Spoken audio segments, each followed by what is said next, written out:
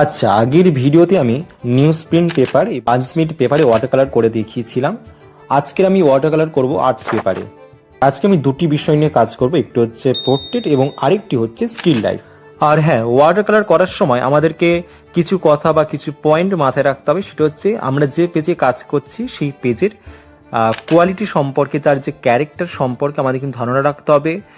দুই হচ্ছে আমাদেরকে জল এবং কালারের যে ডেন্সিটি ব্যাপারটা, সেই জিনিসটাকে কিন্তু আমাদের প্রচুর পরিমাণে ধারণা রাখতে হবে। কেননা দামি পেজ এবং কম দামি পেজ, তাদের মধ্যে যে কোয়ালিটি ডিফারেন্ট কিন্তু অনেক। তার ফলে কি হয়, যখন আমরা কোনো দামি পেজে যে পরিমাণে জল ইউজ করে থাকি বা করি, সেই জল কিন্তু আমরা কম দামি পেজে কিন্তু ইউজ করতে পারি না।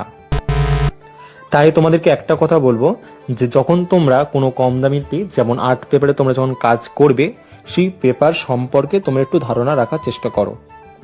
সেই পেপারের ক্যারেক্টার, তার সাথে জল এবং রঙের ডেন্সিটি ব্যাপারটা মাথায় রেখে যদি তোমরা কাজ করে যাও, তোমরা বেটার রেজাল্ট পাবে। ওয়াটার কালার এমন একটা মিডিয়াম যেটি কিন্তু একদিনে শেখার জিনিস নয়, এটি লং জার্নি, এটা লং প্রসেস। আর এই লং জার্নিকে তোমাদের কিন্তু এনজয় করে কাজ করে যেতে হবে।